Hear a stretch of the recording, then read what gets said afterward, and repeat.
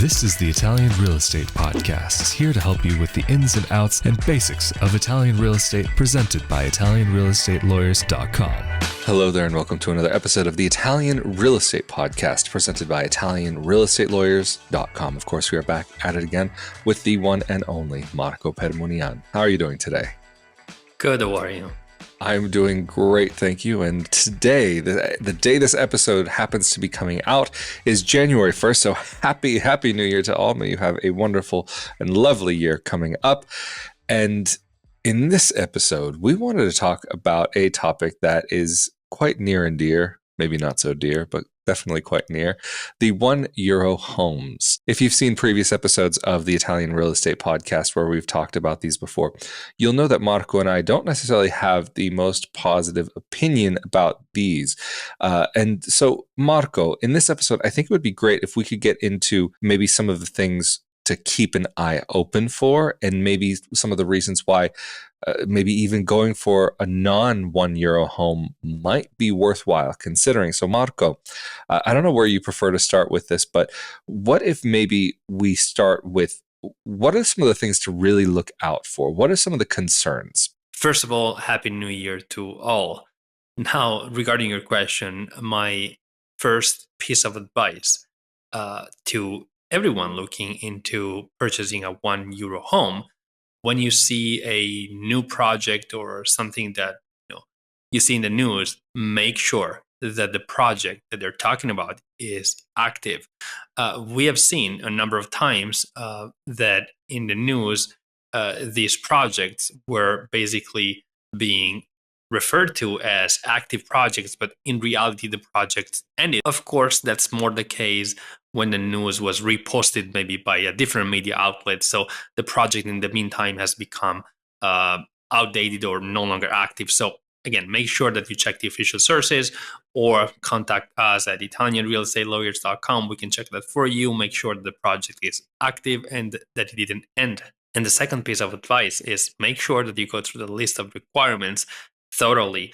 If you don't speak Italian, make sure that you engage the services of an attorney or somebody that can check the requirements for you, because at times the list of requirements that is maybe advertised in the news seems short, but in reality, it could be that, in that specific case, the list of requirements is much longer and that the requirements are very detailed and very thorough themselves. So maybe they want you to establish residency in the town where you purchase the property within a certain period of time. Maybe they want you carry out renovation works. Maybe they want that you start a company in the town where the property is located. Of course, every town has different requirements, and we can't just generalize. We will need to take one project one by one and just talk about the list of requirements that are available for every single project, because of course, make no mistake, not every single €1 house program is the same. They of course have, it goes without saying, different requirements, and that's why I'm saying it's always best to check the requirement for that specific project and not rely on maybe some list of requirements that you found online, maybe on a news article that talk in general about the requirements of the €1 home programs. Well, Marco, that's very interesting what you had to say, especially bringing it back to your first point about making sure that projects are currently active. And something that we were talking about even before, and we've talked about it over the last months, is that we keep seeing stories that are reposted and republished from years ago. I mean, even recently, there was a story just during December that was, or a video rather, that was republished, I think by MSNBC, of a woman that purchased a property in maybe Sambuca di Sicilia, one of these places in Sicily. And she originally had a budget of €40,000. And I thought it was actually kind of funny because she's actually a financial planner or a financial advisor, something along these lines. She bought a €1 home for 4,000 or something like this. Then she purchased the next door attached property for another 20,000. And then with all of the renovations that she did, she put in a total of like €446,000. That's incredible. And actually, that was going to be my next suggestion, to make sure if you want to go forward with buying a €1 home, that you do your due diligence, especially from a structural standpoint, that you make sure that the property is not falling apart. Very often, properties that are being sold through these programs are very, very old properties, maybe built 100 years ago.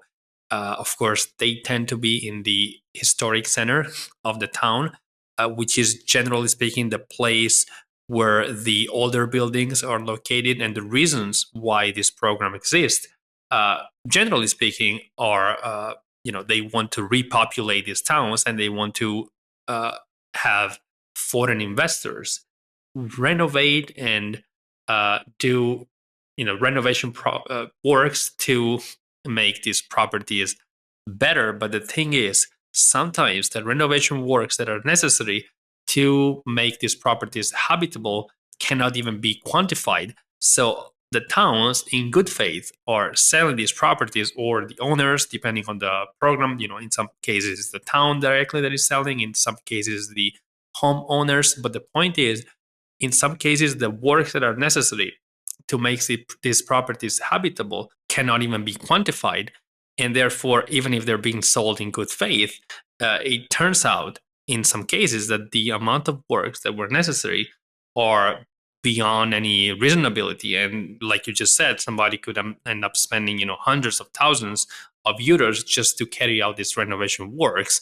And what is worse is then in some cases the towns themselves, they have some specific requirements regarding the timeline or the types of renovation works that need to carry out, and that makes the process even more, or can make the process even more expensive, because if you have to work faster, then maybe more money is necessary. Or if you have to meet certain requirements, again, more money is necessary. So I'm not saying don't go through this, just make sure that you consider the pros and cons.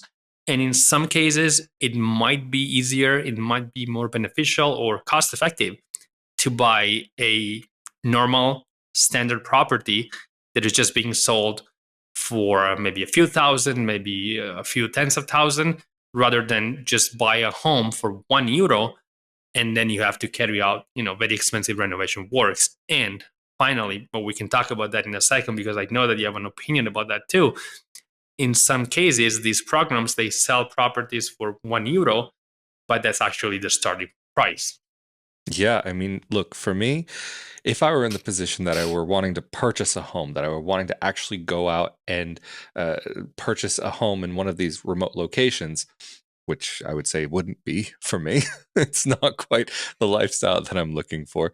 But if I were seriously looking at property in Italy, I would definitely be looking at properties that people are already living in, or that they have been living in somewhat more recently, even if the costs were tens of thousands of euros, or maybe 100,000 euros, 200,000. Again, if I were in the position to be looking for a home to purchase, because in some sense, granted, okay, maybe even if a home is being lived in, there are certain situations where maybe the structural integrity might not be perfect, or there are things that will have to be redone. But if you can see that a home is already habitable and that you could theoretically purchase the property and move right in, I think that says something. I mean, even in the city where your offices are located, you've had clients who have purchased homes in these areas and directly in Rovigo itself, and have been able to either renovate the property or just simply move into the property ready to go. And I think for those who are looking for getting their life started and getting just their feet on Italian soil, it's a really great option. If you're the type of person who really likes a project and to renovate into this and that, then it could be interesting. But even if you are that type of person who really enjoys having a renovation project, I still think it might be the best option to purchase a normal home and not a €1 home. Because, say, for example, you want to purchase a home and you aren't necessarily in a rush to get it done, with, like you were mentioning, some of these €1 projects, you have to get it done within X amount of time. It could be 2 years, it could be 5 years, it could be however many years.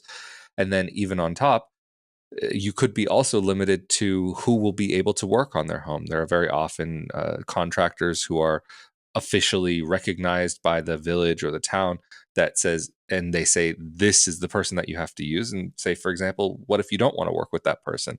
What if you want to work with someone from somewhere else? Of course, it's better to use the local services of those who are where you are, because they're going to maybe know certain things about your area that will help your project in the long run. And overall, I would say, yes, if you're looking at these €1 homes, could you get into the final total renovation costs for everything at a similar level to like a normal home? Yeah, I think you probably could. But I would say overall that these €1 homes have been a fantastic marketing effort on the part of these Italian towns to be able to generate interest for people to move there, because not only have people purchased some of these €1 homes, but people have purchased even other homes. And you see some of these homes being turned into Airbnbs, whether I would say it's a good investment as an Airbnb. I think that's another sort of story. I mean, because we're looking at some of these places that are quite far out and distant from even sometimes hospitals or major towns. If you're needing to go do shopping or whatever it might be, it's a very specific lifestyle that you're looking at when you're choosing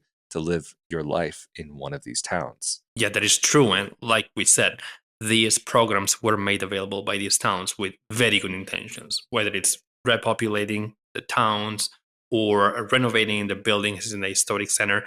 The thing is, it can be very challenging in some cases to meet all of these requirements, and also the timeline, of course. That is a non-insignificant thing to consider. That is going to take a long time, not only to participate in the program, submit all the necessary paperwork, just your application, understanding how to fill out the application. And we know the Italian towns tend to make these things a little bit more complex than they should be. But also, you have to engage the services of a general contractor or maybe local contractors, and you need to coordinate everybody. That, of course, affects the timeline. So if you want to move into your new property in the most expedited way, then €1 homes might not be the best choice. And so, Marco, another thing that I'm curious about, if someone were to approach you today, that they say, hey, I want to purchase a €1 home, understanding that maybe it's not actually going to be €1, how would you lead them through the process if they were to contact ItalianRealEstateLawyers.com? First of all, I would walk them through the requirements. Like I said, not the general requirements that are maybe advertised in the news, but the specific requirement of the specific program of the specific town where they want to buy the property. I would list all of the required documents that are necessary to participate in the program, all of the renovation works that are necessary. And of course, I'd probably quantify the amount of money that is necessary to do that compared to just buy a normal house. Of course, there are costs that become involved with buying a normal house that are really not present. They don't apply to €1 homes. For example, it might not be necessary to get the services of a notary when buying a €1 home, because maybe you purchase directly from the town. Whereas when you buy a normal, regular house, of course, you have to engage the services of a notary, which can be expensive. Taxation could be different, so it could be more expensive in terms of taxes when it comes to buy a normal home versus a €1 home. So of course, I would ultimately compare the pros and cons and the cost of buying a normal house versus buying a €1 home, also in terms of timeline. So I would basically compare and contrast the two processes with specific regard to the area or the town in which the person wants to buy a €1 home versus a regular home. Well, Marco, thank you so much for getting into this topic and for being here with us today to talk about €1 homes on the Italian Real Estate Podcast. But of course, if anybody wants to get in contact with you and your team, how can they get in contact with you? People can contact us through our website, ItalianRealEstateLawyers.com, or give us a call. Our number is on the website. Well, absolutely fantastic. And of course, if you're looking for more information about purchasing property in Italy, renting property in Italy, and where to do so, be sure that you're subscribed to this YouTube channel as well as the audio-only podcast. But of course, if you're subscribed to this YouTube channel, that means that you're also automatically subscribed to the Italian Citizenship Podcast, a project where Marco and I get into topics related to the legalities of making Italy your home, as well as our new project called Ask the Italian Lawyer, another project where we've been jumping directly into specific questions on very specific topics related to Italy. And also, if you're interested in more about life abroad and living abroad from the perspective of a dual citizen expat, be sure to check out my YouTube channel as well as my audio-only podcast. You can search for Rafael Di Furia or Not Your Average Globetrotter. And of course, again, we have been here with Italian attorney Marco Permunian from ItalianRealEstateLawyers.com. I'm Rafael Di Furia. Stay safe and healthy out there, and we'll see you for the next episode of the Italian Real Estate Podcast. Later. Thank you.